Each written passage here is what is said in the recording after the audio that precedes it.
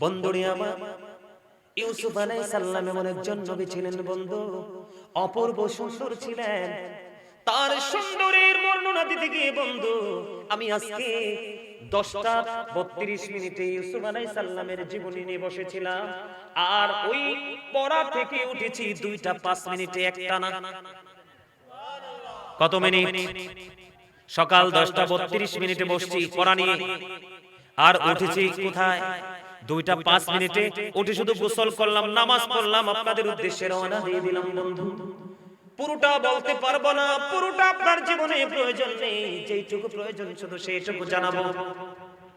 বন্ধুরে আমার, ইউসুফ আলাইহিস সালাম অত্যন্ত সুন্দর ছিলেন। ও বন্ধু, তিনি ছিলেন অত্যন্ত, কি বলে এটাকে ইংলিশে? সুবহানাল্লাহ বলেন না?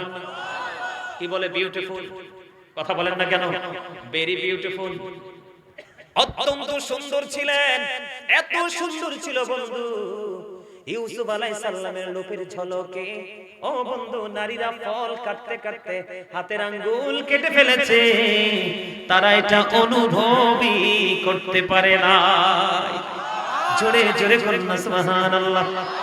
বন্ধুরে আমার, ওই হাতটা কেন কাটলো সেইখানে আমি পড়ে যাব। আগে শুরুতে এমন ভাবে করতে চাই বন্ধুরে আমার, ওনার বাবার নাম ছিলেন হযরত ইয়াকুব আলাইহিস সালাম।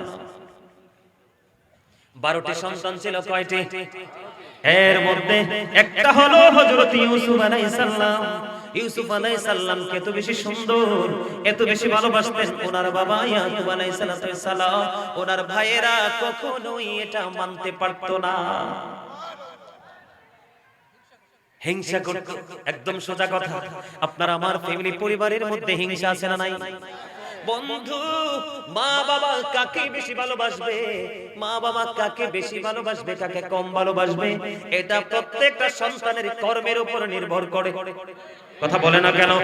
আরো জোরে বলেন। বন্ধুরে আমার, ইউসুফ আলাইহিস সালামকে বাবা বেশি ভালোবাসতেন, উনিও ছিলেন নবী। ইউসুফের অন্য ভাইরা, ইউসুফ আলাইহিস সালামের অন্য ভাইরা সেটা মানতে পারতেন না, তারা এটা গ্রহণ করতে পারতেন না, এটা সহ্য করতে পারতেন না। বন্ধুরে আমার, এই দিক দিয়ে ইয়াকুব আলাইহিস সালাম তিনিও ছিলেন অত্যন্ত সতর্ক। তিনি বুঝতে পেরেছিলেন ওনার বাকি সন্তানগুলো ইউসুফকে সুযোগ পেলে দুনিয়া থেকে বিদায় করে দেওয়ার চেষ্টা করবে। জোরে জোরে কন্যা নাউজুবিল্লাহ। বন্ধুরে আমার, হযরত ইউসুফ আলাইহিস সালামকে একদিন কি করলেন ভাইয়েরা, খেলার অজুহাতে ওনাকে বাবার কাছ থেকে নিতে চাইলেন। কিন্তু নিতে যাওয়ার আগে তাদের মধ্যে একটা পরামর্শ হলো যে কেউ কেউ বললেন তারা তো কয়জন ভাই, ইউসুফ আলাইহিস সালামের আপন ভাই হলো আরেকজন। কয়জন? একজন। আর 10 জন হলো তার সৎ ভাই। আমাদের দেশে সৎ ভাইয়ের মধ্যে কলহ আছে না নাই? আরো জোরে বলেন, আছে না নাই? বন্ধুরে আমার, তাদের মধ্যে কেউ কেউ পরামর্শ করলেন যে ইউসুফ আলাইহিস সালামকে চিরতরে পৃথিবী থেকে বিদায় করে দেব। আবার কেউ কেউ চিন্তা করলেন না না না, তাকে কুফের মধ্যে ফেলে দেব, কোন পথচারী যাওয়ার সময় তাকে ওখান থেকে কুড়িয়ে নিয়ে যাবে। এই পরামর্শ তারা করলেন। পরামর্শ করতে করতে করতে করতে বন্ধু হঠাৎ করে একদিন তারা কি হয়ে গেলেন, সফলতার ধার প্রান্তে চলে আসলেন। বাবাকে ডেকে বললেন, বাবা, বাবা গো, ছোট ভাইটাকে আমাদের সঙ্গে দিয়ে দাও না, আমরা তাকে নিয়ে একটু আনন্দ করব, খেলাধুলা করব, ঘুরে আসবো। ইয়াকুব আলাইহিস সালাম দিতে রাজি হলেন না। সর্বশেষে ইয়াকুব আলাইহিস সালাম একটা ডাক দিয়ে বলল, ও বন্ধু, এটা কিন্তু বাংলা বইয়ের খবর নয়, এটা কিন্তু বাংলা বইয়ের খবর নয়। আল্লাহর কোরআন খুললে দেখতে পাবেন ইউসুফ আলাইহিস সালামের নামে আল্লাহ রাব্বুল আলামিন পবিত্র কালামে হাকিমে সূরাও নাযিল করেছে। যারা কন্যা সুবহানাল্লাহ। বন্ধুরে আমার, বাবার কাছে চলে গেলেন, বাবাও রাজি হয়ে গেলেন, কিন্তু বাবার মনের মধ্যে শঙ্কা রয়ে গেল, না জানি কি হবে রে, কারণ হওয়াটাই তো স্বাভাবিক। ও বন্ধু, তারা কি করলেন, তাকে খেলার অজুহাত দিয়ে বাবার কাছ থেকে নিয়ে গেলেন। নিয়ে যাওয়ার পরে তারা কি করলেন, ওই ভাইয়েরা মিলে হযরত ইউসুফ আলাইহিস সালামকে ও বন্ধু কুফের মধ্যে ফেলে দিলেন। জোরে জোরে কন্যা নাউজুবিল্লাহ। তখন ওনার গায়ের একটা জামা ও বন্ধু অন্য কোন প্রাণীর রক্ত মাখিয়ে ওই রক্তটা কি করলেন, রক্ত মাখা জামাটা নিয়ে আসতেন ওই বাবা ইয়াকুব আলাইহিস সালামের কাছে। বাবা বাবা গো, আমরা তাকে এখানে রেখেছিলাম, কিন্তু রাখার পরে আমরা অন্যত্র গিয়েছি, হঠাৎ একটা নেকড়ে এসে ইউসুফকে খেয়ে ফেলেছে। জোরে জোরে বলেন না নাউজুবিল্লাহ, আর জোরে বলেন না নাউজুবিল্লাহ। বন্ধুরে আমার, কিন্তু ইয়াকুব আলাইহিস সালাম এটা মানতে রাজি না, এটা মানতে নারাজ, ইনি এটা বিশ্বাস করতে রাজি না। ঘটনা তো এটা নয়, ঘটনা হলো ইউসুফকে কূপের মধ্যে ফেলে দিয়েছে। আপনারা জানেন না আগে গজল গাওয়া হতো, জানেন কিনা? ইয়াকুব নবী বাস করিতেন কেনানে, সবার চেয়ে ভালো বাসতেন তিনি ইউসুফকে, সবার চেয়ে ভালো বাসতেন তিনি ইউসুফকে। মারহাবা বলেন না? আপনারা মুরব্বীরা বলেন, শুনছেন না? কথা কয় না, শুনছেন না? এই গজল আমিও কত ছোট থাকতে গাইছি। কথা কি বুঝতে পারছেন? বন্ধুরে আমার, এবার তারা কি করলেন? তারা মনে করেছিলেন ইউসুফ আলাইহিস সালামকে কূপের মধ্যে ফেলে দিলে উনি চিরতরে নিশ্চিহ্ন হয়ে যাবে। ও বন্ধু, বাবাকে বাবা যেই ভালোবাসতো, বাবার এই ভালোবাসাটাকে তারা চিরতরে হত্যা করে ফেলবে। না না না, তারা বন্ধু বাবার কাছে চলে আসলো, কিন্তু বাবা মানতেছে না, বিশ্বাস করতেছে না। বাবা ভাবতেছে এটা অন্য কিছু। বন্ধুরে আমার, ওনাকে কূপের মধ্যে ফেলে তারা কি করলো? চলে আসলো। কূপের মধ্যে ফেলে যখন চলে আসলো, এরপরে বন্ধু পথচারীরা তারা রওনা দিলেন। রওনা দেওয়ার পরে তারা কিন্তু বাবার কাছে চলে আসলেন, আমি ওই দিকে আর যেতে চাই না। ও বন্ধু, তারা কি করলেন? পথচারীরা যখন রওনা হলো, রওনা হওয়ার পরে তাদের যখন পানির প্রয়োজন হলো, কি হলো? আসলে পানির প্রয়োজন তো নয়, এটা হলো আমার মালিকের খেলা। ঠিক কিনা বলেন? কার খেলা? আমার মালিকের খেলা। বন্ধুরে আমার, এবার কি করলেন? তারা কি করলেন? কূপের মধ্যে চলে গেলেন। কূপের মধ্যে যখন চলে গেলেন, কূপের মধ্যে যাওয়ার পরে চাইয়া দেখে এখানে ফুটফুটে নুরানি একটা বাচ্চা। জোরে জোরে বলেন না সুবহানাল্লাহ, আর জোরে বলেন না সুবহানাল্লাহ। আমাদের দেশে কি প্রতিহিংসা পরায়ণ হয়ে নিজের মানুষের বেশি ক্ষতি করে না কম করে? কথা কয় না কেন?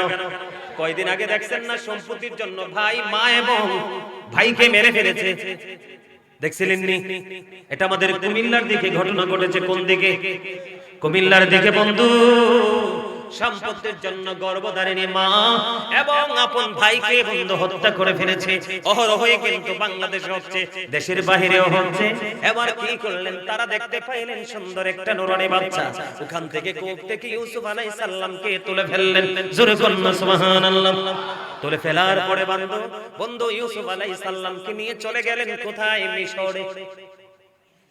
ওখান থেকে যখন মিশরে চলে গেল, মিশরে চলে যাওয়ার পরে বন্ধু হযরত ইউসুফ আলাইহিস সালামকে তারা বিক্রি করে দিলেন। কি করে দিলেন? বিক্রি করে দিলেন। কেউ বলেছেন বন্ধু 20টি দিরহামের বিনিময়, কেউ বলেছেন 22 দিরহামের বিনিময়, কেউ বলেছেন 40 দিরহামের বিনিময়। ইউসুফ আলাইহিস সালামকে বন্ধু কি করে দিল? বিক্রি করে দিল। উনি মিশরে কি হচ্ছে চলাফেরা করতেছেন, ধীরে ধীরে ধীরে ধীরে ধীরে ধীরে বন্ধু তিনি বড় হতে লাগলেন। জোরে বলুন না সুবহানাল্লাহ। আস্তে আস্তে আস্তে আস্তে করে বন্ধু বড় হতে লাগলেন। যার কাছে বিক্রি হলো, আমি যতটুকু জেনেছি ওনার নাম হলো আজিজ। কি? আরো জোরে বলেন। যার কাছে বিক্রি করলেন, ও বন্ধু ইনি ওনাকে দাস মনে করে লালন পালন করে না। ওই হযরত ইউসুফ আলাইহিস সালামের চেহারার দিকে তাকাইয়া তারা মনে করলেন এটা কোনো গরিব ঘরের সন্তান নয়, এটার চেহারা এত নুরানি, এত সুন্দর। বন্ধু তোমাদেরকে যদি আমি সুন্দর নিয়ে বর্ণনা করতে চাই রে, ও বন্ধু রূপ নিয়ে যদি বর্ণনা করতে চাই, আমার প্রাণের রাসূল আল্লাহর প্রিয় হাবিব হাবিবুল্লাহ ইমামুল মুরসালিন রাহমাতাল লিল আলামিন নূরুন আলা নূর নবীজি, ওই নবীজির পরে সৃষ্টি জগতে শ্রেষ্ঠ সুন্দর হলো হযরত ইউসুফ আলাইহিস সালাম। জোরে জোরে কন্যা সুবহানাল্লাহ।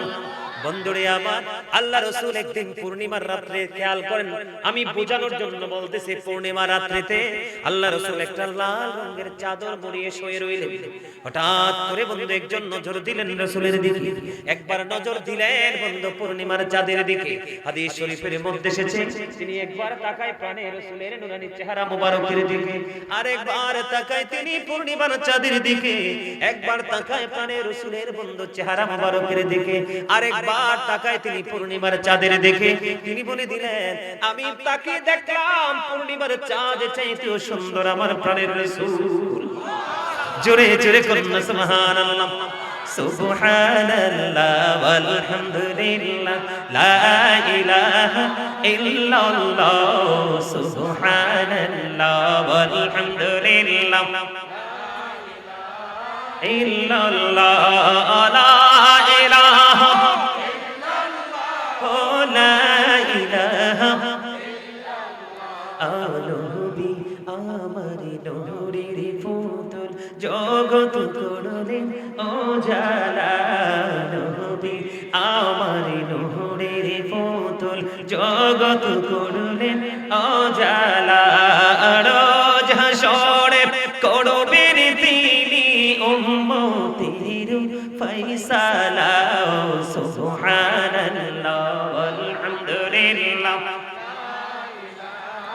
ইল্লাল্লাহ, সুবহানাল্লাহ আলহামদুলিল্লাহ, মুহাম্মাদে ইল্লাল্লাহ, লা ইলাহা ইল্লাল্লাহ, লা ইলাহা আরশ কুরসি লৌহ কলম সৃষ্টি জাহান ওসিলা।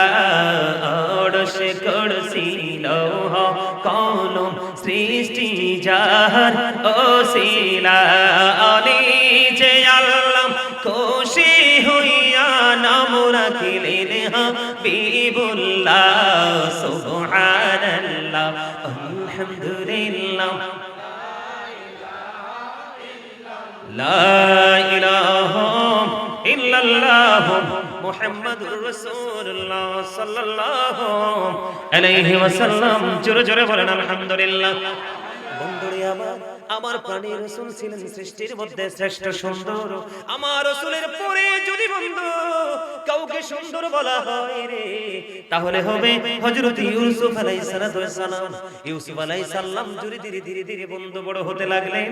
ও বন্ধু, তাকে দাসের মতো লালন পালন করলেন না, কুড়িয়ে পাওয়া বাচ্চার মতো লালন পালন করলেন না, তাকে তিনি রাজকীয়ভাবে লালন পালন করতে শুরু করলেন।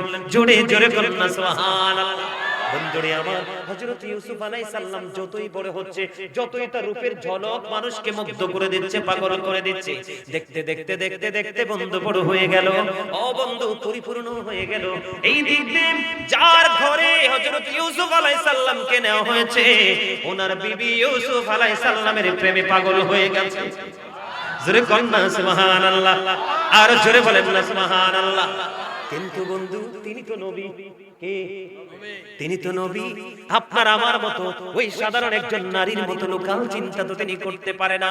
ওই নারী বারবার চেষ্টা করেছে বন্ধু ইউসুফ আলাইহিস সালামের কাছে আসার জন্য, কিন্তু ওই নারী তো জানে না ইনি হলেন ইয়াকুব আলাইহিস সালামের সুযোগ্য নূরানী সন্তান। ও তৎকালীন সময়ে হযরত ইউসুফ আলাইহিস সালাম। জোরে কন্না সুবহানাল্লাহ। বন্ধুরে আমার, কি হয়ে গেল একটা পর্যায়ে মেয়ে কোনোভাবে ইউসুফ আলাইহিস সালামকে রাজি করতে পারতেছে না। সুবহানাল্লাহ বলেন না কেন?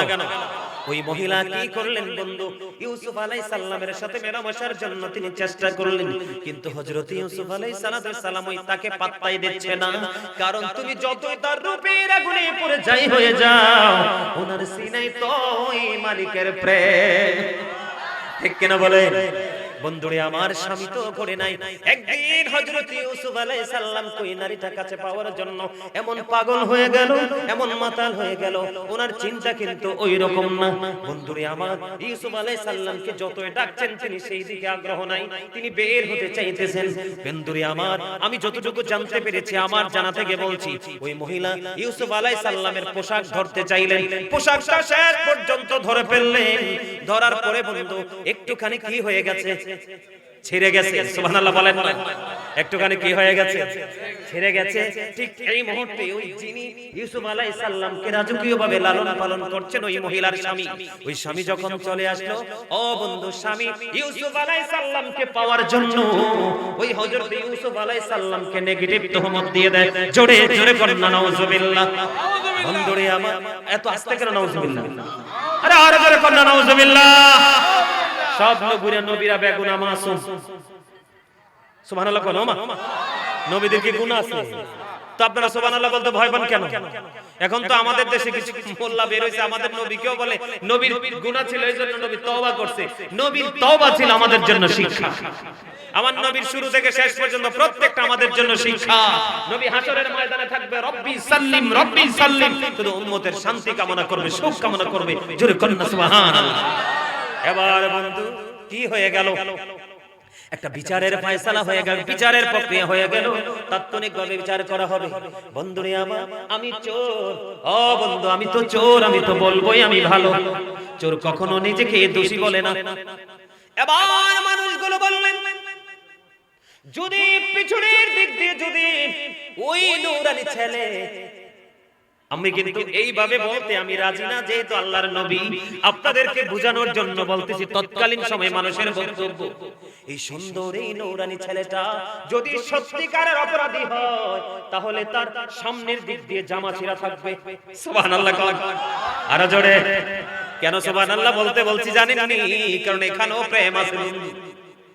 কে যদি ছেলেটা দোষী হয়ে থাকে, জামা ছিঁড়া থাকবে কোন দিক দিয়া? সামনের দিক দিয়া।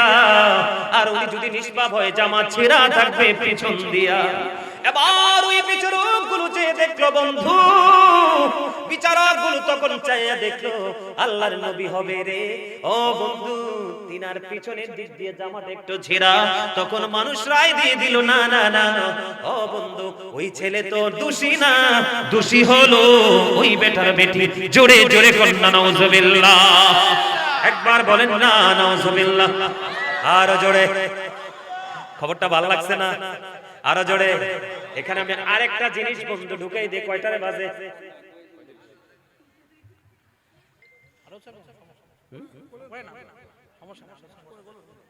আলহামদুলিল্লাহ বলেন। কারণ এই বিষয়টা যদি শেষ করতে না পারি তাহলে একটা আফসোস থাকবে তো। কারণ আমি প্রত্যেকটা মাহফিলকে আমার জীবনের শেষ মাহফিল মনে করি। বিশ্বাস করবেন, আপনারা যারা বুদ্ধিমান, যারা বিবেকবান, তারা বুঝতে পারছেন আমি কতটা আন্তরিকভাবে আপনাদেরকে বোঝানোর চেষ্টা করছি। ফার্স্ট টাইম 1 ঘন্টা বুঝাইছি। কথা বলেন না, অথবা একটু কম হবে, 1 ঘন্টা হবে আমি আপনাদেরকে বুঝাইছি। এটা কিন্তু আমি না করলেও পারতাম। পারতাম না? পারতাম। কিন্তু আমার উদ্দেশ্য হলো আমিও বাঁচবো, আপনাদেরকেও। বন্ধুরে আমার, আল্লাহর নবী ইউসুফ আলাইহিস সালাম তিনি কি করলেন? নির্দোষ বলে প্রমাণিত হয়ে গেল। কিন্তু ওই মহিলা এমন পাগল ছিল আল্লাহর নবীর জন্য রে। ও বন্ধু, এটা তো মহিলারে আমি এটা বললে আপনারা কি মনে করবেন আমি জানি না। এটা একদম সাধারণ কথা, অতি স্বাভাবিক কথা বন্ধু। কোন স্মার্ট হ্যান্ডসাম নূরানী যুবক দেখলে যেই কোন যুবতী প্রেমে পড়তে পারে, এটা স্বাভাবিক। কিন্তু মহিলার অপরাধ হলো রে, ওই মহিলা কেন আল্লাহর নবীকে জোর করে আটকাতে চাইলেন? জোরে জোরে করেন না নাউজুবিল্লাহ। আর জোরে বলেন না। খবর কি আপনারা কিন্তু নেগেটিভ ভাবে নেবেন না বন্ধু। এই কারণে এই ওয়াজগুলো অত্যন্ত সেনসিটিভলি ওয়াজ করতে হয়। কি বলেন দাদা ভাই?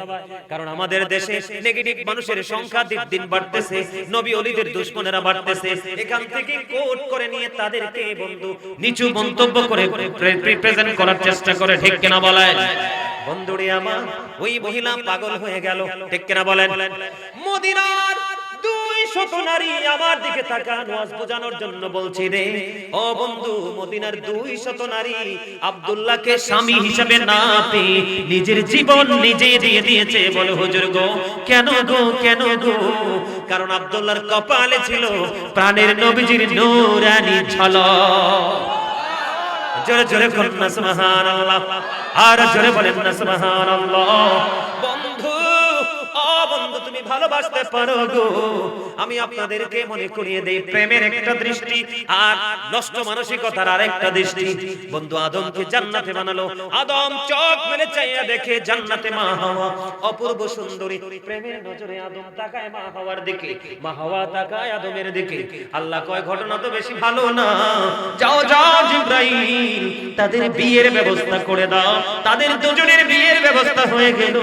ও বন্ধু, তাদের মোহরানা ছিল নবীর প্রেমে 10 বার দুরূদ। এই দিকে যেতে চাইলে অনেক লম্বা হয়ে যাবে বন্ধু। আমি আপনাদেরকে যেহেতু এই জায়গাটার মধ্যে এসেছি একটু ক্লিয়ার করে দেই। এই ওয়াজটা বেশিরভাগ যুবক এবং মধ্যবয়সী পুরুষের জন্য গুরুত্বপূর্ণ ভূমিকা রাখবে বন্ধু। আমার দিকে নজর দেন, খেয়াল করে গভীর ভাবে বন্ধু শুনেন। ওমর রাদিয়াল্লাহু তাআলা আনহুর জামানায় একটা যুবক, এই যুবক কি করলেন? ও বন্ধু, প্রতিদিন নামাজে যেতেন। এই যুবক একদিনও নামাজ কায়েম বন্ধ দিতেন না। নামাজ এক ওয়াক্ত নামাজ সেই যুবক বাদ দিত না। একটা বাড়ির উপর দিয়ে যেতেন। ওমরের জীবনী থেকে বলছি, ওমরের জামানায় তো একটা মেয়ে ছিল পাশের ঘরে, অপূর্ব সুন্দরী। কিন্তু এই মেয়েটা ওই ছেলেটাকে পছন্দ করে ফেললো। ছেলেটাকে হাজার চেষ্টা করলো, কিন্তু ছেলেটা কোনোভাবে মেয়েটার ডাকে সাড়া দেয় না। আজান দিলে নামাজে যায়, নামাজ পড়ে বাড়ি চলে যায়। একদিন এশার নামাজ শেষ করে বন্ধু আসলো। আসার সময় সুন্দরী মেয়েটা, একটা ছেলে এবং মেয়ের ভাবে বন্ধু ভাসর ঘর সাজানো হয়। ওই মেয়েটা ভাসর ঘরের মতো তার ঘরটাকে সাজিয়ে রাখলেন। ওই ছেলেটা নামাজ পড়ে যাওয়ার সময় তাকে ডাকলেন। ঘরে যখন চলে গেল, ওই যুবকটা যাওয়ার পরে নজর দিয়ে চাইয়া দেখলেন, অবস্থা ভালো না। তার মধ্যে হঠাৎ করে মনে হয়ে গেল এই পরপারের কথা। বন্ধু, তার মধ্যে মনে হয়ে গেল ইন্নাল্লাহ সারিউল হিসাব, Allah is quick to take account, আল্লাহ হিসাব গ্রহণে অত্যন্ত তৎপর। তার মনে হয়ে গেল ইন্না বাতশা রাব্বিকা লাশাদীদ। ও বন্ধু, তার মনে হয়ে গেল আল্লাহর ধরা তো খুব শক্ত, ধরা খুব পাকড়াও বড় কঠিন। আমি তো হাসরের ময়দানে দাঁড়াতে হবে, যৌবনকালের হিসাব আল্লাহর কাছে দিতে হবে। এই চিন্তা করতে করতে ওই যুবতী মেয়ের ঘরে নামাজি ফরেজকার যুবক বেহুশ হয়ে গেল। সুবহানাল্লাহ বলেন না? আরে আওয়াজ করে বলেন না সুবহানাল্লাহ। আপনাদের কত ওয়াজ করে বোঝাবো? আপনারা যারা জান্নাতের বাগানে আসছেন সবাই আজকে সবার চাইতে এক্সক্লুসিভ যারা বাইরে আছে। কেন জানেন? আপনারা শয়তানকে, আপনারা আজকে বিজয়ী যোদ্ধা। আপনারা জানেন না আপনাদের মর্যাদা কোথায় চলে গেছে। আপনারা বিজয়ী যোদ্ধা। শয়তান চায় না মানুষ ভালো কাজ করুক। আপনারা ভালো কাজ করার জন্য জান্নাতের বাগানে এসেছেন। ওই যে এদিকে জাল ভরে দিয়েছে শয়তান। আল্লাহ বলেছেন ইন্না কাইদা শাইতানি কানা দাঈফা। আল্লাহ বলেছেন শয়তান ডিসেপশন ইজ ভেরি উইক। ঈমানদারের জন্য, মুত্তাকিদের জন্য শয়তানের ধোঁকা একেবারে দুর্বল। হাজার চেষ্টা করলো শয়তান মুমিনকে আটকাতে পারে না। আওয়াজ তুলে কোন সুবহানাল্লাহ। আর জোরে। চা দোকানে গেলে চা খান না, বেড়াইতে গেলে ভালো খাবার খান না, তো এখানে যে আসছেন আপনি খেতে হবে না? রাসূল বলেছেন তোমরা যখন জান্নাতের বাগানে যাও তখন তোমরা সেখান থেকে জান্নাতি ফল খেয়ে নাও। ইয়া রাসূলুল্লাহ, জান্নাতি বাগানে ফল কি? ওই যে একটু আগে বললাম সুবহানাল্লাহ ওয়ালহামদুলিল্লাহ লা ইলাহা ইল্লাল্লাহ, সুবহানাল্লাহ ওয়ালহামদুলিল্লাহ ইল্লাল্লাহ, লা ইলাহা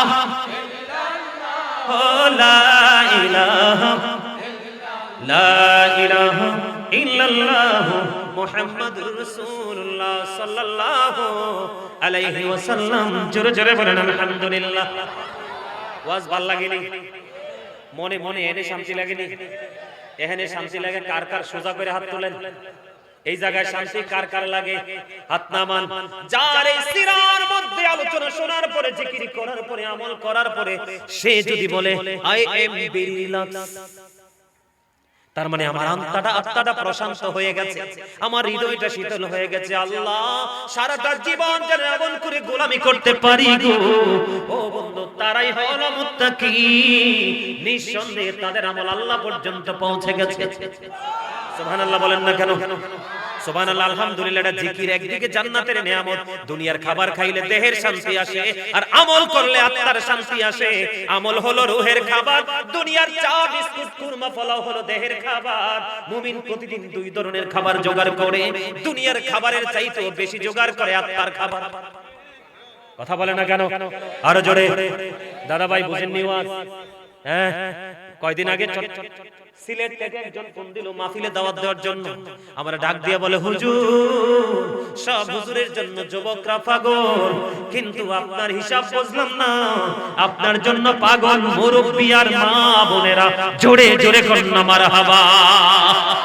আমি অবাক হয়েছি, খুশি হয়েছি, কারণ মুরব্বিদের হৃদয়ে যেভাবে ওয়াজ ঢুকে যায়, বর্তমান প্রজন্মের ছেলেদের মেয়েদের হৃদয়ে ঢুকে না, তাদের হৃদয়ে ঢুকে মাত্র ও বন্ধু এইটা। কথা বলেন না কেন? এটা নিয়ে একটু ওয়াজ করব, জাস্ট 5 মিনিট সবার পরে, এখন না। আমি ওয়াজটা গোছাইতে চাই, হুজুর চলে আসলে আমি কিন্তু ছেড়ে দিব বন্ধু। বন্ধুরে আমার, আমাকে জানাবেন উনি আইসা পৌঁছাইলে, ঠিক আছে? আমার দিকে তাকান বন্ধু। এবার কি হয়ে গেল? ও বন্ধু, বিচারের রায় হয়ে গেল। কি হয়ে গেল? বিচারের রায় হয়ে গেল। আল্লাহর নবী ইউসুফ আলাইহিস সালাম নির্দোষ, ওই মহিলাই প্রকৃত ক্যারেক্টারলেস। নাউজুবিল্লাহ বলেন না। বন্ধুরে আমার, ইউসুফ আলাইহিস সালাম মুক্ত হয়ে গেলেন, কিন্তু ওই মহিলার ত্রাস কিন্তু যায় নাই। ওই মহিলা পাগল পারা হয়ে আছে রে। এবার কি করলেন? ও বন্ধু, সমাজের তৎকালীন সময়ে ইউসুফ আলাইহিস সালামকে অন্যদের মাধ্যমে দাওয়াত দেওয়া হলো। দাওয়াত যখন তিনি গ্রহণ করলেন, আপনার আমি দাওয়াত দিলে খাবারের আয়োজন হয় কি হয় না? খাবারের আয়োজন হয়ে যায় বন্ধু। যখন তিনি ওই মহিলারা যখন আল্লাহ নবী ইউসুফ আলাইহিস সালামের সাথে ওনার দিকে যখন নজর দিলেন, নজর দেওয়ার পরে চাইয়া দেখলেন একদিকে কিন্তু কি করতেছে? কথা বলে না। একদিকে ইউসুফ আলাইহিস সালামকে আপ্যায়নের জন্য ফল কাটতেছে, আর একদিকে আল্লাহর নবীর নূরানি ওই চেহারার দিকে তাকিয়ে আছে রে। তারা আল্লাহর নবীর আসবে সেই আনন্দে ফল কাটতেছে বন্ধু, নাস্তার ব্যবস্থা করতেছে। এই দিক দিয়ে ফল কাটতেছে, আর একদিকে তাদের চোখ হলো ইউসুফ আলাইহিস সালামের দিকে, আর একদিক দিয়ে ফলের দিকে বন্ধু তাদের হাত। একদিক দিয়ে হাত ফল কাটতে কাটতে হাতের আঙ্গুল কেটে গেছে রে। তারা বলতেও পারবে না। জোরে জোরে বলেন না সুবহানাল্লাহ, আর জোরে বলেন না সুবহানাল্লাহ। ওই যে নারী মরে আসেনি, ওই যে নারী একটু আগে তো বললাম, যেই নারী আল্লাহর নবীকে কলঙ্কিত করতে চেয়েছিল বন্ধু, সেই নারী বলল, এবার যখন তার রূপের প্রশংসা শুরু করে দিল মানুষগুলো, তখন ওই নারীটা বলে দিল যে তোমরা এবার বোঝো, তোমরা যদি হঠাৎ করে দেখার পরে যদি এমন পাগল হও গো, ওই নবীর চেহারার দিকে তাকাইয়া তোমরা যদি ফল কাটতে কাটতে হাত কেটে ফেলো, তাহলে আমার কাছাকাছি আছে আমার কি অবস্থা তোমরা বলো। জোরে জোরে একবার বলেন না সুবহানাল্লাহ, আর জোরে বলেন না সুবহানাল্লাহ। বন্ধুরে আমার, দিন চলে গেল, রাত চলে গেল, সময় চলে গেল, যাইতে যাইতে যাইতে যাইতে আল্লাহর নবী ইউসুফ আলাইহিস সালামকে ওই কলঙ্কিত অধ্যায় নাম লিখিয়ে তাকে কারাগারে পৌঁছে দিল। জোরে কন্না নাউজুবিল্লাহ। কোথায় পৌঁছে দিয়েছে? জেলখানায় পৌঁছে দিয়েছে। জেলখানার মধ্যে তিনি 10 বছর ছিলেন। কত বছর? আর জোরে বলেন। বিভিন্ন জন বিভিন্ন মত দিয়েছে, আমি বড়টাই ধরলাম বন্ধু, 10 বছর। কত বছর? 10 বছর তিনি কারাবাস করলেন। কিন্তু বন্ধু, এই দিক দিয়ে তৎকালীন সময় মিশরের বাদশা স্বপ্নে দেখলেন। মিশরের বাদশা স্বপ্নে দেখেছে বন্ধু অত্যন্ত ভয়ঙ্কর এক স্বপ্ন। এদিকে তাকান, সাদা সাদা মোটা মোটা 60টা গাবি। কয়টা গাবি? 60টা। কয়টা? 60টা মোটা মোটা গাবি শুকনো 60টা গাবিকে খেয়ে ফেলতেছে। তখন তৎকালীন সময়ে এত পাগল হয়ে গেছে, কি আশ্চর্য ধরনের স্বপ্ন দেখলাম।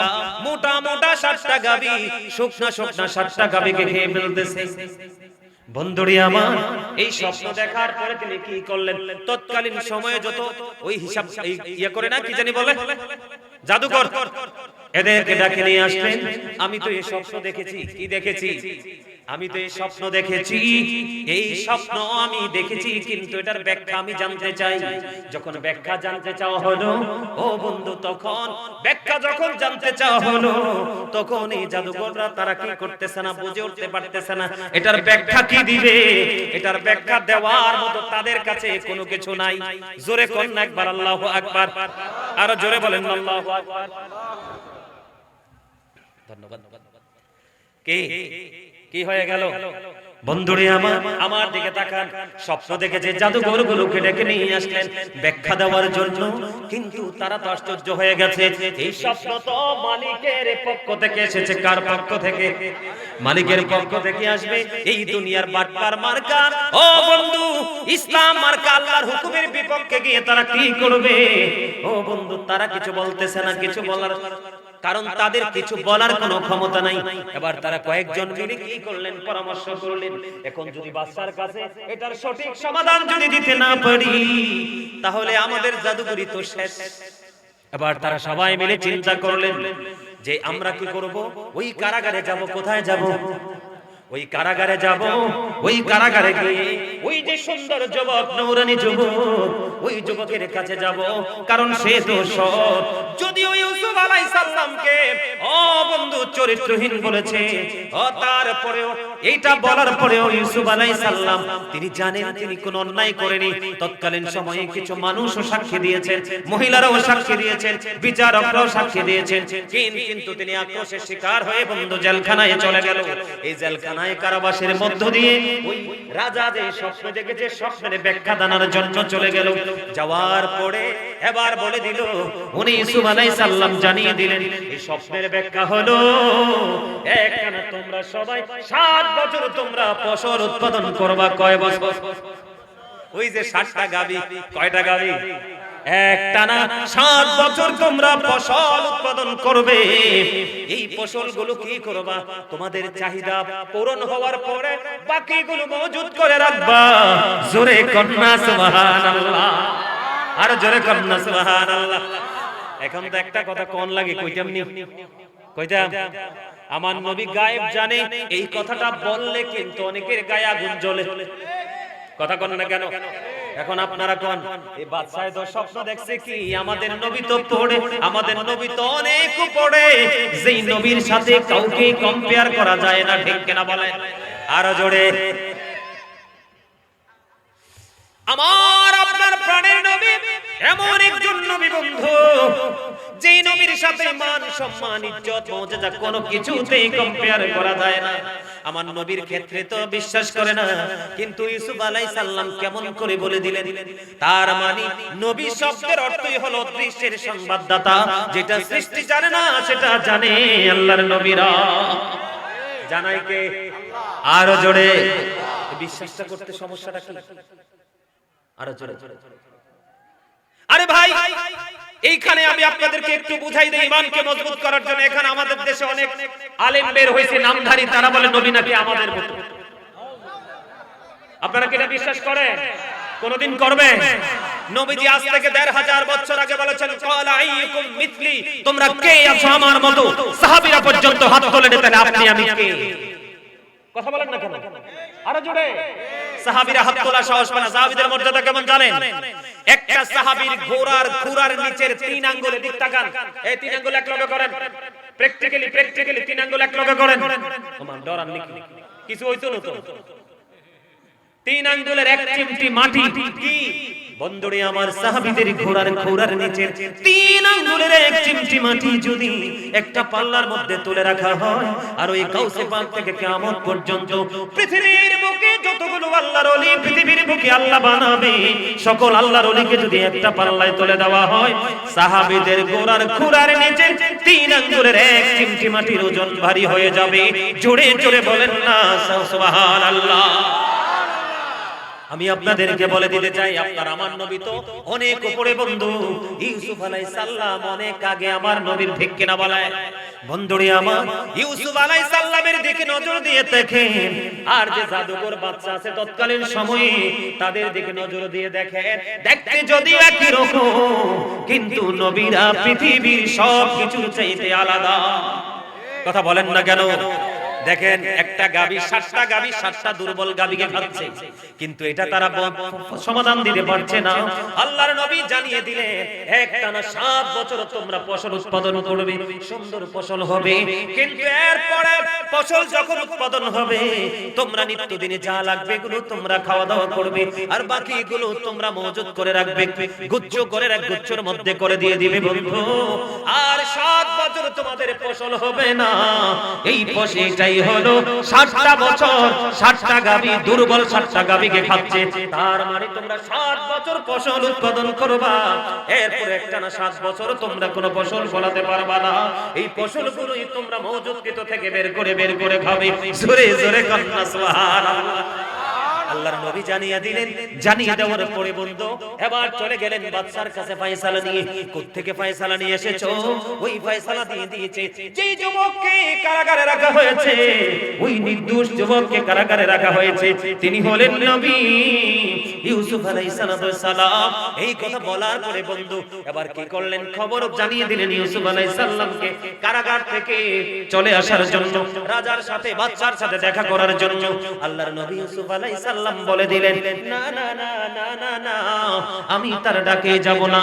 আমাকে কারাগার থেকে বের করতে হলে আমি যে নিষ্পাপ এবং নির্দোষ সেটা জাতিকে জানিয়ে দিতে হবে।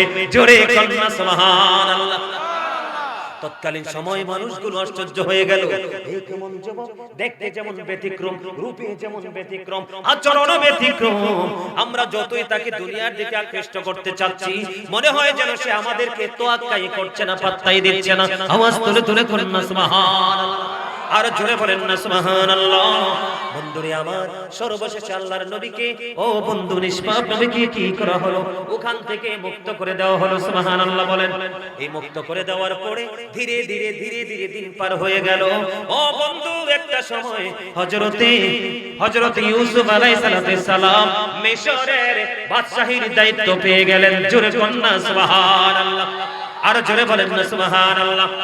আমি আপনাদেরকে কি বলেছিলাম, ওই আল্লাহর নবী কারাগার থেকে জানিয়ে দিলেন দুর্ভিক্ষ। কথা বলে না কেন? দুর্ভিক্ষ কি করতেছে? আসতেছে। যেমন বলেছেন তেমন বন্ধু দুর্ভিক্ষ দেখা দিল। দুর্ভিক্ষ যখন দেখা দিল, ও বন্ধু, হযরত ইউসুফ আলাইহিস সালাম যখন রাষ্ট্রীয় ক্ষমতা পেলেন, উনি তখন চতুর্পাশে বন্ধু দুর্ভিক্ষ দেখা দিল। দুর্ভিক্ষ দেখা দেওয়ার পরে এবার জানতে পারলেন হযরত ইউসুফ আলাইহিস সালাম এমন একটা সিস্টেম তিনি তৈরি করলেন, যে সিস্টেমের মাধ্যমে অল্প মজুরি, অল্প দামের মধ্যে অনেক বেশি খাবার সংগ্রহ করা যায়। জোরে জোরে কন্যা সুবহানাল্লাহ। বন্ধুরি আমার, ও বন্ধু খবর পেয়ে গেলেন কেনান থেকে, ওই যে তার দাজ্জাল দূত ভাই কয়টা? কথা বলেন না, কয়টা ভাই? 10টা ভাই। ও বন্ধু, তিনি কি করলেন? এর মধ্যে কিন্তু আমি আপনাদের মজার একটা জায়গা রেখে গেছিলাম, এখন সময় এসেছে বলে দেওয়ার জন্য। ও বন্ধু, ভাইরা তাকে ফেলে দিবে। কেউ চিন্তা করে তাকে হত্যা করে ফেলবে, কেউ তাকে বলে যে কেউ বলে তাকে কূপের মধ্যে ফেলে দেওয়া হবে, পথচারীরা পেয়ে গেলে তাকে নিয়ে যাবে, আর কোনো তাকে খুঁজে পাওয়া যাবে না। এই ঘটনার আগে ইউসুফ আলাইহিস সালাম বাবা ইয়াকুব আলাইহিস সালামকে একটা ডাক দিয়ে বললেন, বাবা বাবা গো, আমি একটা স্বপ্ন দেখেছি, আমি তোমাকে বলবো কি? এবার ইয়াকুব আলাইহিস সালাম বললেন, বাবা গো বলে দাও।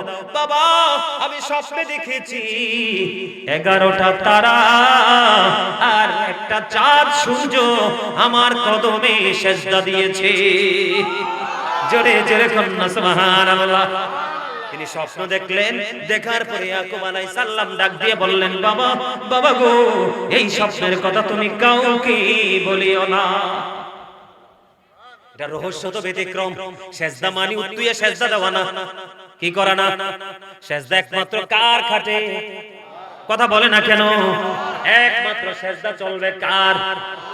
পৃথিবীর বুকে আল্লাহ ছাড়া যদি কাউকে সেজদা করার অনুমতি আমার আল্লাহ দিতেন, বন্ধু, প্রত্যেকটা স্ত্রীকে হুকুম দিতেন প্রত্যেকটা স্ত্রী যেন স্বামীর কদমে সেজদা করে। সেজদার মালিক কে? এবার কি হলো বন্ধু? তারা তো মনে করতেছে ভাই তো মরে গেছে, অথবা কেউ মনে করতেছে কেউ তো নিয়ে গেছে কোন চীন দেশে। তারা তাদের চিন্তা, তারা তো খুশি বন্ধু। দেখতে দেখতে দেখতে দেখতে মিশরের বাদশাহী পেয়ে গেলেন হযরত ইউসুফ আলাইহিস সালাম। চতুর্দিকে বন্ধু দুর্ভিক্ষ শুরু হয়ে গেল, খাবারের সংকটময় পরিবেশ তৈরি হয়ে গেল। ধীরে ধীরে ধীরে ধীরে বন্ধু এবার চতুর্দিক থেকে মানুষগুলো আসতেছে, আস্তে আস্তে আস্তে আস্তে। এর মধ্যে বন্ধু ওনার যে শত্রু জালেম ভাই, ওই ভাইয়েরা পর্যন্ত এসেছে খাবার নিতে। জোরে কন্যা একবার আল্লাহু আকবার, আর জোরে কন্যা আল্লাহু আকবার। বন্ধুরে আমার, আল্লাহর নবীদের চোখ আপনার আমার চোখের মতো না, আল্লাহর ওলিদের চিন্তা, আল্লাহর নবীদের চিন্তা আপনার আমার চিন্তার মতো না। এখন ধীরে ধীরে ধীরে ধীরে বন্ধু ভাইয়েরা আসতেছে, আসার পরে তাদেরকে কথা বললো, বলে বলে কৌশল করে বলতে লাগলেন, ইউসুফ আলাইহিস সালাম ও বন্ধু কিতাব প্রমাণ করেছে ইউসুফ আলাইহিস সালাম তার ভাইদেরকে চিনতে পেরেছে, কিন্তু তার ভাইয়েরা ইউসুফ আলাইহিস সালামকে চিনতে পারে না। ধীরে ধীরে ধীরে ধীরে ওই যে ওনার একটা ভাই আছে, এটা তো জানেন আপন ভাই, কয়ের ভাই? ওনার মায়ের ঘরের ওনারা দুই ভাই। বন্ধুরে আমার, আস্তে আস্তে আস্তে আস্তে করে খবর দিলেন যে তোমাদের ওই ভাইটাকে তুমি নিয়ে আসবা। একবার চলে গেল, আবার তারা তাদের ভাইকে নিয়ে আসলো। আসার পরে বন্ধু নিজের হাতে খাবার টাবার গাঠুরে বেঁধে তাদেরকে রেডি করে দিতে চায়। ও বন্ধু যাওয়ার সময় সবাই যখন রওনা দিয়ে দিল, হঠাৎ করে ইউসুফ আলাইহিস সালামের কাছ থেকে একজন বলে উঠলো, আমাদের যে রাজা, আমাদের যে বাদশা, আমাদের বাদশার একটা জিনিস তোমাদের কাছে মনে হয় চলে গেছে, কেউ বুঝি তোমরা নিয়ে গেছো। যদি কারো গাঠুরিতে খুঁজে পাওয়া যায় তাহলে আমাদের দেশের নিয়ম হলো তাকে এখানেই রেখে দিতে হবে। আরো সাজা আছে, আমি সেটা বলবো না। সুবহানাল্লাহ বলেন না কেন? খবরটা মজার না? আরো জোরে বলেন না। কি প্রেম দেখছেন নি? এগুলো থেকে অনেক কিছু শেখার আছে। এখানে আমি আপনাদেরকে একটা জিনিস একদম ক্লিয়ার করে বুঝাইতে চাই। আরে বাবা মা যদি কাউকে মন থেকে কোন সন্তানকে ভালোবাসে, এটা তো তোমার গর্বের কথা, ঠিক কিনা বলেন? আমি যদিও আমার বাবার চাহিদা পূরণ করতে না পারি, আমার ভাই অথবা বোনকে বাবা মা বেশি ভালোবাসে, সে তাদেরকে বেশি সাপোর্ট দিচ্ছে, আমি পারছি না তো কি হইছে, আমার ভাই তো করতে পারতেছে, ঠিক কিনা বলেন? আমাদের ফ্যামিলিতে এই শত্রুতাই হিংসা আছে না নাই? আরে জোরে বলেন না, আছে না? এবার বন্ধু কি করলেন? কৌশলটা হলো যে জিনিসটা আল্লাহর নবী ইউসুফ আলাইহিস সালামের তাদের গাঠুরির মধ্যে চলে গেছে, ইচ্ছে করেই বন্ধু এই গাঠুরির মধ্যে ঢুকিয়ে দেওয়া হয়েছিল, যেন একটা অজুহাতে আপন ভাইকে আপন ভাইয়ের কাছে রাখতে পারে। জোরে জোরে কন্যা সুবহানাল্লাহ। এবার কি করলো? ধীরে ধীরে বন্ধু ফয়সালা হয়ে গেল। এবার দেখেন ওই ভাইগুলো এখনো কত দাজ্জাল, এখনো কত জালেম। যখন তাদের রেওয়াজ অনুযায়ী, আইন অনুযায়ী এই জিনিস যখন খুঁজে পেয়ে গেল, এবার কি করলেন? ছোট ভাইকে রেখে দিলেন। এবার তার সঙ্গের বাকি ভাইগুলো বলতে লাগলো, তারা তো চিনে না, কিন্তু আল্লাহর নবী ইউসুফ আলাইহিস সালাম চিনতে পেরেছে এগুলাই যে তার জালেম ভাইয়েরা। এবার কি করলেন? এবার ভাইরা বলতেছে, আপনি তাকে সাজা দিয়েন না, আপনি তাকে রেখে দিয়েন না, কি করিয়েন না, আপনি তাকে রেখে দিয়েন না, আপনি তাকে রাইখা দিয়েন না। কেন রাখবো না? কারণ হলো তার বাবা অন্ধ, চোখে দেখে না, তার বাবা বৃদ্ধ। জোরে কন্যা নাউজুবিল্লাহ। আরে আওয়াজ তোলে কন্যা নাউজুবিল্লাহ। আমাদের দেশে অনেক ভাই আছে না, তোর বাবা মা বাপরে কয় না আপনার ফুফ, কথা কয় না, কথা বলে না কেন? মারে কয় না এটা আমনের জি, কথা কয় না কেন? এটি বেয়াদবের ভাষা। কার ভাষা? কথা কয় না কেন? যদি কোনো মাকে বলা হয় আপনার ফুফ, মা কষ্ট পায় না? এখানে তো আপনারা বাবারা আছেন, আছেন না? বাবা হইছেন না? একটা ছেলে যদি বলে এটা আপনার ফুফ, কষ্ট পাবেন না? ইউসুফ আলাইহিস সালাম কষ্ট পায় নাই? অবশ্যই পাইছে। ওনাকে হিংসা করে মারতে চাইছো, আপনার মধ্য থেকে এক টুকরা গোশত এনে আমার হাতের মধ্যে রাখা হয়েছে। আল্লাহু আকবার বলেন না? উম্মুল ফজল বিনতে হারিস হাদিস শরীফের মধ্যে সে তিনি স্বপ্ন দেখলেন। খাটাকে জানো ইয়া রাসূলুল্লাহ, আমি স্বপ্ন দেখে তো আমি আতঙ্কিত হয়ে গেলাম। আমার রাসূল বললেন এই স্বপ্নের মানে হলো আমার কলিজার টুকরা ফাতেমা তার একটা কলিজার টুকরা সন্তানকে প্রসব করবে, ওই সন্তান তোমার হাতে রাখা হবে। জোরে জোরে করুন না সুবহানাল্লাহ। বন্ধুরে আমার, রাসূলের কলিজার টুকরাকে রাখা হলো। হযরত হুসাইন রাদিয়াল্লাহু তাআলা যখন পৃথিবীতে আসলো, তারপরে ও বন্ধু ওই উম্মুল ফজল বিনতে হারিসের কাছে দেওয়া হলো। উনি ওই সুন্দর নূরানী বাচ্চাটাকে নিয়ে এই আজকে গ্রামের নাম কি? নবীনগর পশ্চিম পাড়া। যুবক, তোমাদের জন্য আমার বড় আফসোস লাগে রে। আমি আজকে আপনাদেরকে বলে দেই, আমার যে দাদার বয়সী, বাবার বয়সী, চাচার বয়সী আপনারা যারা আছেন, আমি আজকে বলে দেই আপনাদের ইন্তেকালের পরে আপনারা গেলাম আপনার এলাকা, আপনার এই মহল্লা রহমত শূন্য হয়ে যাবে। বল হুজুর কেন গো, কেন গো? মুরব্বিদের অন্তরে এখনো খুঁজতে পাওয়া যায় আল্লাহ রাসূলের প্রেম ভালোবাসায় ভরা। ও বন্ধু বর্তমান প্রজন্মের ম্যাক্সিমাম যুবক যুবতী তাদের অন্তর খুঁজলে দেখা যায় হিংসা, নোংরামি আর আত্মগরিমায় ভরা, ঠিক কিনা বলে? মুরব্বীদের কাছে আছে ইসলাম আর যুবকদের কাছ থেকে দূরে গেল বন্ধু ইসলাম। বল হুজুর কেন গো? আমি বড় দুঃখ পেয়েছি। এখন বলে দিই, আলোচনা আমি শেষ করে দিচ্ছি বন্ধু। আমি এখন বলে দিই, আমি অত্যন্ত কষ্ট পেয়েছি। আসার সময় ওই যে তিন রাস্তার মোড়ে অনেকগুলো ছেলেকে আমি দেখতে পেলাম, কিন্তু এই ছেলেগুলো এত লং সময় ওয়াজ করে পার করে দিলাম, তারা আসার জন্য ইচ্ছা পোষণ করলো না। আমার রাসূল বলেছেন কিয়ামতের আলামত তোমার আমার চোখের সামনে।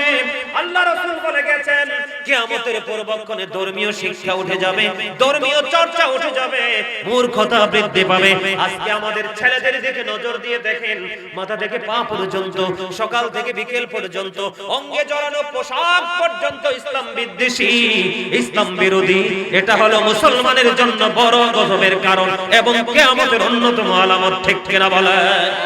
আর জোরে বলে যুবক, আমি তোমাদেরকে বলে দেই, যদিও শেষ সময় তোমরা এসেছো, দাঁড়িয়ে আলোচনা শুনেছো, তোমাদেরকে বলে দেই, তোমার জীবন হলো তোমার ইসলাম, তোমার মরণ হলো তোমার ইসলাম, তোমার কবর হলো তোমার ইসলাম। ইসলাম ছাড়া তোমার জীবনে কোনো মূল্য নেই।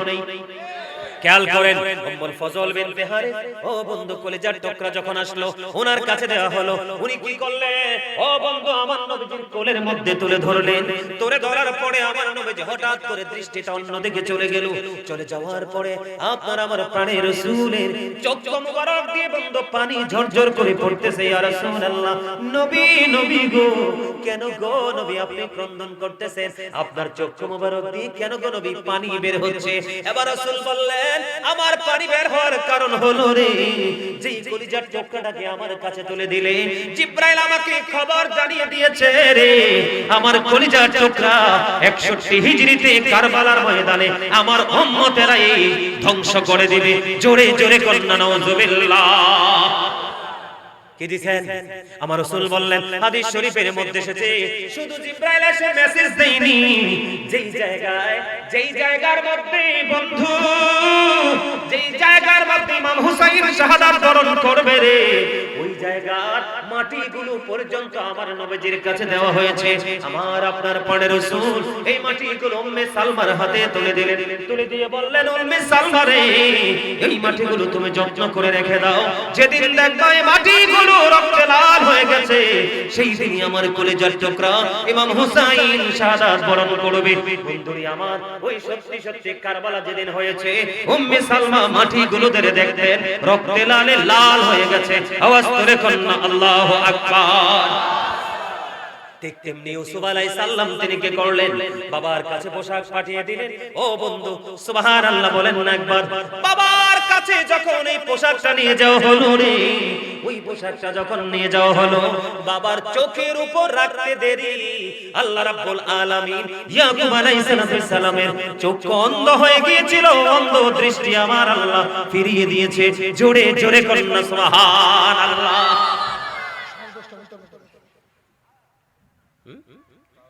টাইম বাড়াইছে, আলহামদুলিল্লাহ বলে। আরো জোরে। আপনারা খুশি হয়েছেন নি? আমারে কিন্তু সময় বাড়াই দিলে আমি রাগ হই না কখনো। কেন জানেন? আমি আপনাদেরকে বলি, যদি বুদ্ধিমান হন আপনারা এখান থেকে শিখে নেবেন। কেন আমি সময় বাড়িয়ে দিলে আমি কেন রাগ হই না জানেন? তার কারণ হলো আমার জীবনের প্রত্যেকটা সময়ের হিসাব আল্লাহর কাছে দিতে হবে। আমি যদি এই কানে 10টা মিনিট বেশি সময় দিতে পারি, 20টা মিনিট বেশি সময় দিতে পারি, তাহলে আমি মনে করি আমার জীবন ধন্য। কথা বলেন আরো জোরে, আরো জোরে। সম্মানিত উপস্থিতি, আজকে আপনাদেরকে একটু কথা বলি। আমি তো ধরেই তো আর এত বড় জায়গায় আসি না, অনেক পড়াশোনা করতে হয়েছে, হয়েছে না? অনেক পড়াশোনা করতে হয়েছে, অনেক স্ট্রাগল করতে হয়েছে। এই যে দেখেন, এই যে দেখেন, এই যে দেখেন, কাছে দেখে দেখেন, চাচা দেখেন, দেখছেন নেদি? এগুলাতে পাথর ঢুকে গেছে, পাথর। এই যেগুলোতে পাথর, বডিতে দাগ আছে, বাতিলদের আক্রমণ। নাউজুবিল্লাহ বলবেন না? আরে ভাই, তোমাকে আমার ভালো নাই লাগতে পারে, এজন্য তুমি আমাকে এসে অ্যাটাক করবা, আক্রমণ করবা? এটা তো কোনো মুসলমানের কাজ হয় না, তাও কি টুপিওয়ালা দাড়িওয়ালা। নাউজুবিল্লাহ বলেন না? অনেক স্ট্রাগল করতে করতে এই জায়গায় এসেছি। এখন আর কেউ কিছু বললে আর ভয় লাগে না। কতবার যে মৃত্যুর দুয়ারে ফিরে আসছি, বাতিলদের আক্রমণের শিকার হয়ে একবার সিলেট থেকে, অর্ধ রাত নদী সাঁতরি পের হয়েছে, মাঘ মাসে শীত, পুরো পোশাক ভিজে গেছে, কোনো টাকা পয়সা ছিল না সাথে, কেউ টাকা পয়সা দেয় না। হঠাৎ করে দেখলাম তিনজন লোক, কয়জন তিনজন লোক হঠাৎ করে দেখে মনে হলো যে অফিশিয়াল মানে জব তিনি করে, ওনারা আমাদেরকে দেখার পরে বলল আপনাদেরকে দেখে তো মুসাফির মনে হয়, কি অবস্থা, কোত্থেকে আসছেন, পুরো ঘটনা খুলে বললাম। খুলে বলার পরে তিনজনকে 3000 টাকা দিছে। কত হাজার? 3000 টাকা দিছে। তো টাকা আমাদের কাছে দেয় নাই, তাদেরই একজনের কাছে দিছে। একজনের কাছে দেওয়ার পরে উনি কি করছে, আবার আমার হাতে দিয়েছে টাকাটা, আমি আর খুলে দেখাই নাই। পরে আমরা যখন আসলাম জায়গা মতো আসার পরে যাই দেখি 2000 টাকা, ওই যার কাছে দিয়েছে সে 1000 টাকা নিয়ে গেছে। নাউজুবিল্লাহ বলে আরো জোরে। এটা শিক্ষার জন্য বলছি। আপনারা যদি বুদ্ধিমান হন আপনারা গভীরভাবে চিন্তা করবেন, কত দুঃখ, কত কষ্ট, কত যন্ত্রণার মধ্য দিয়ে আমি যখন স্টুডেন্ট লাইফে ছিলাম, সবে বরাত, সবে মেরাজ, সবে কদর, মিলাদুন নবী যখন আসতো, বিভিন্ন আমাদের লাইলাতুল কদর যখন আসতো, সব মসজিদ বন্ধ হয়ে যেত, কিন্তু আমার মসজিদে আলোচনা চলতো। আমি চেষ্টা করতাম যে মুসল্লিগুলো একটু দেরিতে ধরে হলো মুসল্লিগুলোকে আটকায় রাখা, ফজর পড়ে যদি যাইতে পারি, কারণ শেষ রাতেই সব রহমত বান্দার জন্য বরাদ্দ হয়। জোরে করি সুবহানাল্লাহ। আর জোরে। এইজন্য সময় বাড়ায় দিলে আমি রাগ হই না। আর যদি আর আমি প্রোগ্রামও দুইটা করি না, একটাই করি, কারণ দুইটা একবারই করি না বললে আবার ভুল হবে। মাঝে মাঝে দুইটা করি, বিশেষ কোনো গুরুত্বপূর্ণ পারসন যদি বেশি রিকোয়েস্ট করে তখন দুইটা কমিটির সাথে কথা বলে কি করি, রাখার চেষ্টা করি। তবে আমি দুইটা মাহফিল করার পক্ষে আমি না। তার কারণ হলো দুইটা প্রোগ্রাম যদি করি সময়ের দিকে তাকাতে হয়, বারবার ঘড়ির দিকে তাকাইতে হয়, বিষয়ের যে গঠনমূলক আলোচনা সেটা কিন্তু গ্যাপ হয়ে যায়, কারণ আমার মধ্যে অন্য টেনশন ঘুরে, ঠিক কিনা বলেন? আরো জোরে। আপনারা সময় একটু বেশি পেয়ে আপনারা খুশি নেবে যা। আরো জোরে, আরেকটু মহব্বতে। কি হয়ে গেল? বাবার কাছে পোশাক পাঠিয়ে দিল। ও বন্ধু, বাবা যখন কাছাকাছি নিয়ে গেল, হযরত ইয়াকুব আলাইহিস সালাম যখন ওই বাবার কাছে নিয়ে যাওয়া হলো, ওই বাবার মুখে যখন কাছাকাছি নিয়ে যাওয়া হলো, ওই কাপড় যখন লাগলো বন্ধু, আল্লাহর কুদরতে ইউসুফ আলাইহিস সালামের বাবা ইয়াকুব আলাইহিস সালাম আল্লাহর নবী ওই চোখের দৃষ্টি আমার আল্লাহ ফিরিয়ে দিলেন। জোরে জোরে করুন না সুবহানাল্লাহ। আরেকটু জোরে বলেন না সুবহানাল্লাহ। ধীরে ধীরে বাবা যখন বন্ধু সুস্থ হয়ে গেল, এবার বন্ধু মেসেজ চলে আসলো, বন্ধুরে আমার কমপক্ষে 60 জনের উপরে, কতজন? কমপক্ষে 60 জনের উপরে 67 বা 65 জনের মতো ওই রকম লোক কেনান থেকে মিশরের উদ্দেশ্যে বন্ধু রওনা হলো। জোরে কন্না সুবহানাল্লাহ। আর জোরে বলেন না সুবহানাল্লাহ। বন্ধুরে আমার ইউসুফ আলাইহিস সালামের উদ্দেশ্যে বন্ধু রওনা দিয়ে দিলেন। ধীরে ধীরে কেনান থেকে মিশরের উদ্দেশ্যে রওনা দিয়ে দিলেন। বন্ধুরে আমার ওই যে স্বপ্ন দেখেছিলেন, কয়টা তারকা? 11টা। কয়টা? 11টা তারকা এবং একটা চাঁদ এবং একটা সূর্য। আল্লাহর নবী ইয়াকুব আলাইহিস সালামের পুত্র কলিজার টুকরা ইউসুফ আলাইহিস সালামের কদমে সিজদা দিয়েছে।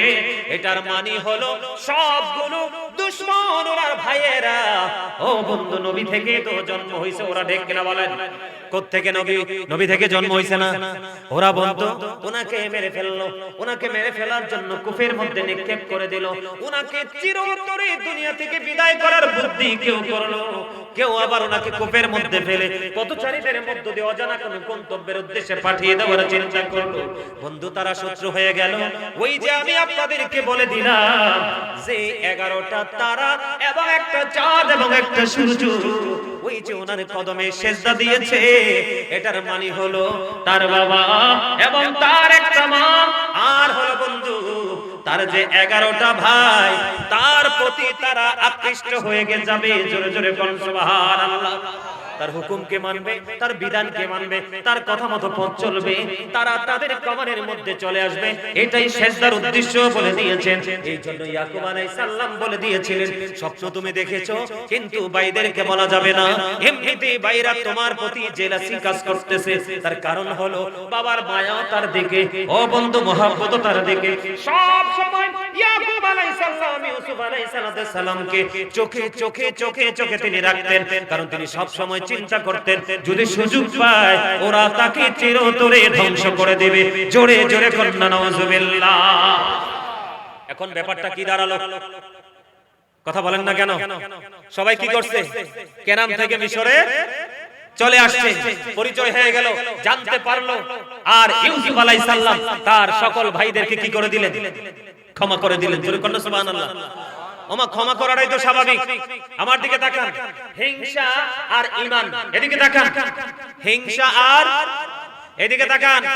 এখনো চতুর্দিকে চান হইল নি কামটা? রাত বেশি হইছে না তো? রাত কি বেশি হইছে? এসা করে কোন তো ওয়াজ শুনলে কি মজা পান নাই? হ্যাঁ, এইখান থেকে কি কিছু শিখতে পারেন নাই? একটা জিনিস তো শিখতে পারছেন, নবীর জীবনী থেকে একটা, ইউসুফ আলাইহিস সালামের জীবনী থেকে একটা শিক্ষা দিলাম। কি? যে আপনাকে মিথ্যা অপবাদ দিয়ে যদি জেলে ঢোকানো হয়, একদিন কিন্তু সত্য বাতাসের সাথে ভেসে আপনাকে কারাগার থেকে মুক্ত করবে। কথা বলেন না কেন? আরেকটা হলো, আরেকজন আপনাকে যতই চেষ্টা করে হিংসা করে পুঁতে ফেলার চেষ্টা করো, মালিক যদি আপনাকে দয়া করে আপনাকে কেউ মারতে পারবে না। মারতে তো পারবে না, বরং আল্লাহ রাব্বুল আলামিন আপনাকে উচ্চ মর্যাদার জায়গায় নিয়ে যাবে। আর যারা আপনার শত্রু ছিল একদিন তাদেরকে আপনার কদমে আল্লাহ রাব্বুল আলামিন ফেলবে। ঠিক কিনা বলেন? আরেকটা হলো, বাবা মা যদি কোনো সন্তানকে ভালোবাসে, বাবা মা যদি কোনো সন্তানকে বেশি ভালোবাসে, বেশি আদর করে, তুমি আরেকটা ভাই হয়ে তুমি কি করো না? তাকে মেরে ফেলার চেষ্টা করো না, বরং তুমি বাবা মার দৃষ্টিসীমার ভিতরে আসার চেষ্টা করো। আল্লাহ নবীদের জীবনী থেকে আমরা এগুলোই তো শিখলাম। কথা বলেন না কেন? আরো জোরে, আরেকটু মহব্বতে এদিকে তাকান। একজন যদি সত্যিকারের ঈমানদার হয়, কি হয়? একজন যদি সত্যিকারের ঈমানদার হয়, তার মধ্যে ঈমানের পাওয়ার, ঈমানের জজবা এত বেশি থাকবে, তার এই ঈমানের পাওয়ারের কারণে তার কাছে কখনোই হিংসা টিকতে পারে না, তার ঈমানের সাথে কখনোই হিংসার জায়গা হয় না। আওয়াজ তোলে তোলে করেন সুবহানাল্লাহ। ইউসুফ আলাইহিস সালাম এদিকে তাকান। ইউসুফ আলাইহিস সালাম যখন মিশরের দায়িত্ব পেলেন, সর্বোচ্চ ক্ষমতার অধিকারী হলেন, সমস্ত দৌলত ওনার কমানে বন্টন করার যখন সুযোগ পেল, উনি কি ভাইদেরকে চিনার পরে ভাইদেরকে না দিতে পারতো না? কথা বলেন না কেন? এখান থেকে শিখে নেন, আমাকে কি কামড় দিলে আমি তাকে পাল্টা কামড় দিব, আমাকে কি আক্রমণ করলে আমি তাকে পাল্টা আক্রমণ করব।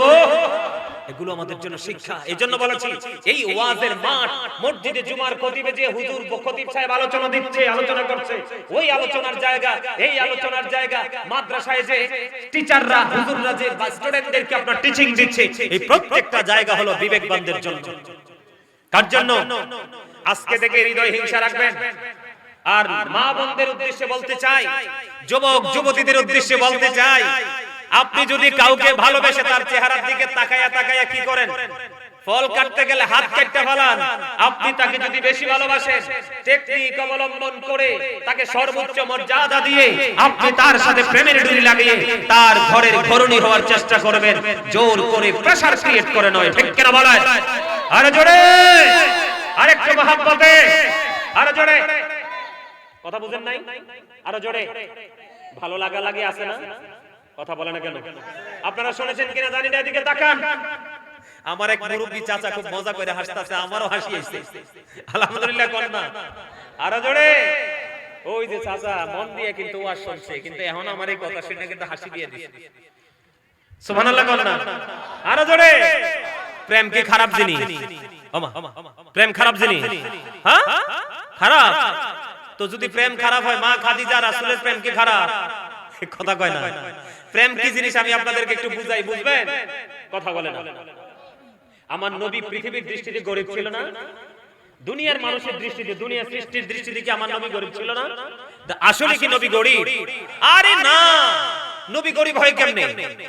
আল্লাহ রাব্বুল আলামিন বলেছেন, কুল ইন কুনতুম তুহিব্বুনাল্লাহ ফাত্তাবিউনি ইউহিব্বুকুমুল্লাহু ওয়া ইয়াগফিরু লাকুম যুনুবাকুম ওয়াল্লাহু গফুরুর রহিম।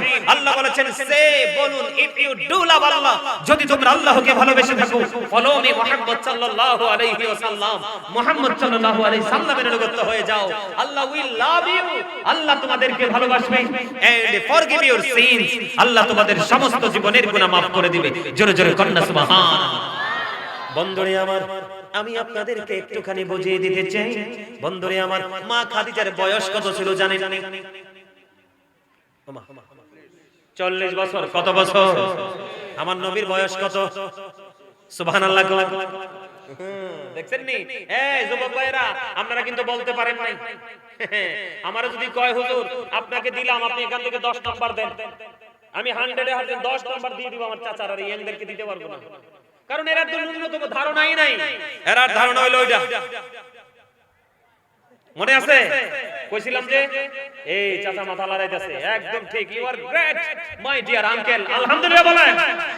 অনেক মজা করে আমার চাচা আলোচনা শুনছে, খুব মজা করে জিকির করছে, আমি খেয়াল রাখছি। কি ঠিক বলছি না চাচা? আপনি কি মোহাব্বত করে আলোচনা শুনেন নাই? এদিক তাকান। এটার মধ্যে মুসলমানের কিছু চর্চা করার কিছুই নাই, শুধু আছে আপনি কোন হুজুরকে যদি পছন্দ করেন ইউটিউবে সার্চ দিলে ওয়াজটা আসবে। কিন্তু যদি আপনি হুট করে মোবাইলটা ওপেনিং করেন, এই ওপেনিং করতে দেরি আপনার চোখের জিনা হয়ে যাবে। জিনাল আইনান নাজরু, চোখের জিনা হলো দেখা। এটার মধ্যে ভালো কিছু নাই দেখা, যা আছে সব বেঈমান কাফের মুশরিকদের। কার এটার মধ্যে যা আছে সব কার? উলঙ্গ পোশাক পরা, এটা কি মুসলমানের কালচার? কথা বলেন তো। নারীরা তো এটার মধ্যে উলঙ্গই থাকে ম্যাক্সিমাম। কথা বলেন কেন? আল্লাহ রাসূল বলেছেন যেই নারী পোশাক পরার পরেও তার অঙ্গ দেখা যায়, রাসূল বলেছেন সেই নারী উলঙ্গিনী, ল্যাংটা। জোরে বলেন নাউজুবিল্লাহ। যেই পুরুষ পোশাক পরার পরেও তার লজ্জাস্থান দেখা যায়, সেই পুরুষ পোশাক পরিহিত পুরুষ নয়, সেই পুরুষ ঈমানদার নয়। যতই নামাজি হোক সেই পুরুষ উলঙ্গ। নাউজুবিল্লাহ বলেন। আপনাদের ছেলেরা যে জিন্স প্যান্ট পরে, নাবির নিচটা কি ঢাকা থাকে না? দেখা যায়। জোরে কইতে পারেন না? কি করে দেখা যায় না? টাকনুর নিচটা তো উপরে রাখার কথা, এটা টাকনু না, শুধু পায়ের মোড়া পর্যন্ত ঢাকা থাকে। কথা কম। আপনি চাইলেও কিন্তু জিন্স প্যান্টের উপরে উঠাতে পারবেন না, কারণ এটার জন্মই হয়েছে ছোট্ট হয়ে। এখন এই ফ্যান কি বৈধ? নো। আল্লাহ রাব্বুল আলামিন বলেছেন লিবাসুত তাকওয়া যালিকা খায়র। আল্লাহর কাছে সবচেয়ে উত্তম পোশাক হলো তাকওয়ার পোশাক, যেই পোশাক পরা ঈমানদার পুরুষের জন্য ফরজ, যেটা উপর দিয়ে থাকবে নাভি বরাবর অথবা উপরে, নিচের দিকে থাকবে হাঁটুর নিচে, টাকনুর উপরে। সুবহানাল্লাহ বলেন না কেন? নামাজ পড়েন, দেখেন না কাজ হয় না? নামাজ পড়ে আইও কিন্তু সুদের হিসাব করে, আছে না নাই? মসজিদে পড়লে আজান সবার আগে যায়, নামাজ শেষে বাইরে এসে সুদের টাকা খায়। মা ঠিক না? ঠিক কিছু কি কয় না? আরো জোরে, আরো জোরে। হাসানা মিসা, হ্যাঁ? যাক, প্রেমের জগতে ছিলাম, এদিকে ঢুকলে যাক, এটা শেষ করনি, মোবাইলটা শেষ করব নি। যুবকদেরকে বলতেছি ইউ আর ভেরি না, বেরি হেডা কইতাম না, আমরা রাগ হই যাবো, ফলাফাইন শেষ সময় কষ্ট দিয়ে যাইতে চাই না। যুবক ভাইদেরকে বলি এদিকে তাকান। এটার নাম কি? আমি রাখছি বিষাক্ত সাপ। ভয়ঙ্কর বিষাক্ত। পৃথিবীর যেই কোন বিষাক্ত প্রাণী যদি সবল মারে, বিষ নামানোর মেডিসিন দুনিয়াতে আছে, কিন্তু এই সাপের বিষ নামানোর ওঝা এখনো পৃথিবীতে জন্ম হয়নি। এজন্য আমি এটার নাম, এইটা থেকে যেই ছেলে এবং মেয়ে দূরে থাকতে পারবে, এই ছেলে মেয়ে জীবনে কিছু করে যেতে পারবে, আমি বলে দিলাম। এই মোবাইল যে ইউজ করতে বেশি পছন্দ করে, সে তার প্রতিভাকে এখানেই মেরে ফেলবে। এটার কারণে কিন্তু এখনকার বাচ্চারা কিন্তু প্রতিভাকে বিকাশ করতে পারে না। কথা বলেন ঠিক না ঠিক? এটার মধ্যে যেটা আছে ইহুদি নাসারাদের কালচার, বেঈমান কাফেরদের কালচার। যুবকদেরকে বলে দেই, আল্লাহ বলেছেন উইদ্দাত লিল কাফিরিন, কাফেরদের জন্য বরাদ্দ করেছে আল্লাহ জাহান্নাম। কিন্তু সেই জাহান্নামে তো মুসলমানও যাবে। কেন? কাফেররা কোথায় যাবে? কথা কয় না? জাহান্নামে। এখন এই কাফেররা মুসলমানের বন্ধু না শত্রু? শত্রু। মন থেকে কইতাছেন? যুবক ভাইদেরকে বলছি, যুবকরা বলেন মুসলমানদের বন্ধু না শত্রু? বেঈমানেরা শত্রু কয় না? যাক, তোমরা যখন কও না আমি কইয়ে দেই। আল্লাহ রাব্বুল আলামিন পবিত্র কালামে হাকিমে বলেছেন ইন্নাল কাফিরিনা কানু লাকুম আদুওয়াম মুবিনা। আল্লাহ রাব্বুল আলামিন বলেছেন the heretics are the eternal enemy of the believers. ঈমানদারদের প্রকাশ্য শত্রু হলো বেঈমান কাফেরেরা।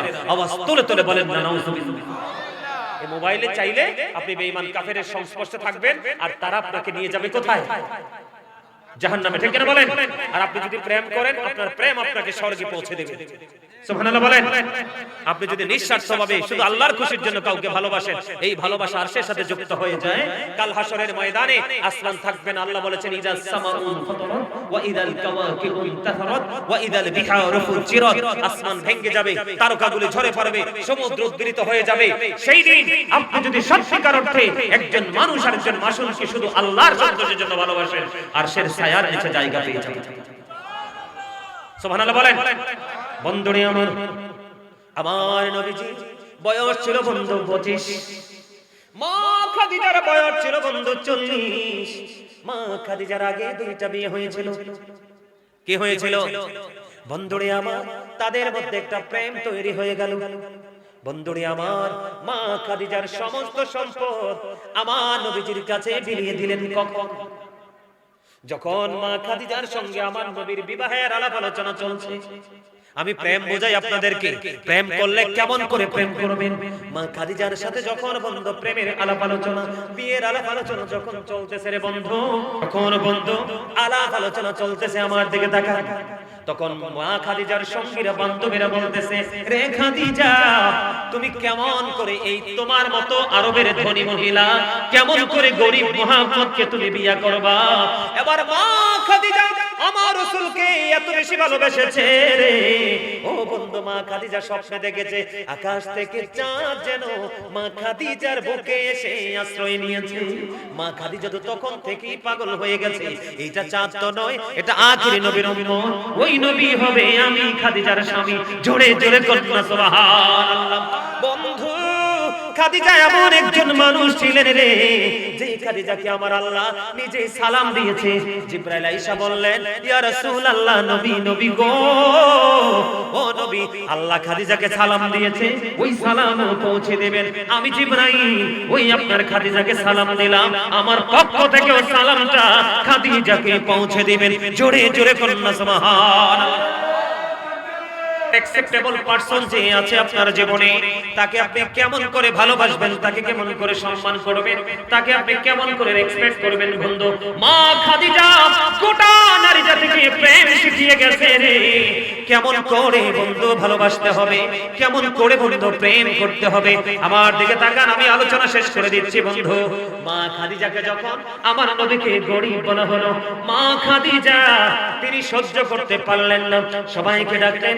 ডাকার পরে সকলকে বলে দিলেন, আমার সকল সম্পত্তি আমার নবী মুহাম্মদ রাসূলুল্লাহ সাল্লাল্লাহু আলাইহি ওয়াসাল্লামের কদম মোবারকে বিলিয়ে দিলাম। আমার যা আছে সব কিছু আমি আমার রাসূলের কদমে বিলিয়ে দিলাম রে। তোমরা বলো এখন কে ধনী আর কে গরিব? উপস্থিত সবাই বলে দিল, খাদিজা রে, তোমার এতক্ষণ সব সম্পত্তি ছিল, তুমি তো অনেক ধনী ছিলে, এখন তুমি তোমার প্রাণে রাসূলের কদমে বিলিয়ে দিয়েছো, সেই হিসাবে নবীজি সবচেয়ে দামি, সবচেয়ে ধনী। এবার মা খাদিজা একটা ডাক দিয়ে বললেন, এবার তোমরা বলে দাও, আমার মতো গরিব খাদিজা এমন ধনী স্বামীর ঘর যদি যেতে পারি, তাহলে আমার চেয়ে ধন্য আর কেউ হতে পারে না। আরে আওয়াজ করে কন্যা সুবহানাল্লাহ। প্রেম বুঝছেন নি? আমার নবীজিকে কি বলেছে? গরিব নবী মুহাম্মদের তো কিচ্ছু নাই, কি নাই? নাউজুবিল্লাহ বলেন না কেন? আমার মা খাদিজা রাসূলকে জীবনের চাইতে বেশি ভালোবাসেন, কি করেন নাই? আমার নবীজির গরিব শব্দটা নিতে পারে নাই, ঠিক কিনা বলেন? তো মা বোনদেরকে বলে দিতে চাই,